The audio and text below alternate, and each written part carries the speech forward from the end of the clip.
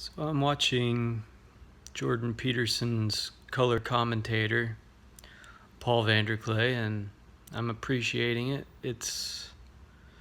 Uh, it's a relief to not be listening to the color commentary of media. Um, since he's been on his book tour, the media, whatever that means, the mainstream media outlets have pretty much just completely tried to do their best to destroy him, un- unsuccessfully, obviously, but it's just annoying to see everyone's just so limited political positions on things, trying to analyze Peterson basically with a unidimensional analysis, which when we get into the content of what you're talking about, that's something that resonated with me was about how you were saying when you said something about how it's unwise to analyze something with a univariate analysis.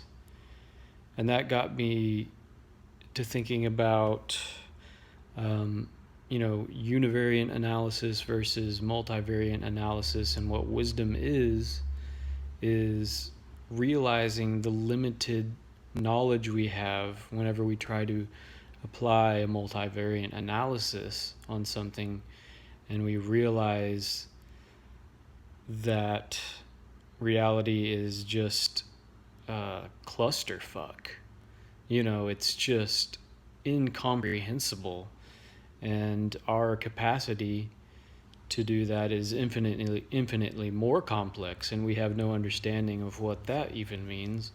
And so those two things in combination are, it is terrifying, because it's chaos multiplied times chaos, essentially, and we have no idea who we are, where we're coming from, what we're doing, and we're just sort of these little monsters, these little crazy little haired up balls of energy just reacting to things. And sometimes if we react in a way that's chaotic, or the right chaos at the right time, then we get something out of the world. We sort of harness something out of the chaos, and it's only in those moments, in those brief moments of epiphany, that we're able to capture something out of the chaos. And like, it's scalable in the sense that if enough people do it at the right time, then it becomes sort of a meme thing, and it's recorded, and it becomes history, or it becomes philosophy, or it becomes something that we look back on as truth. And that's kind of what's happening in the moment, in the present milieu of politics shifting,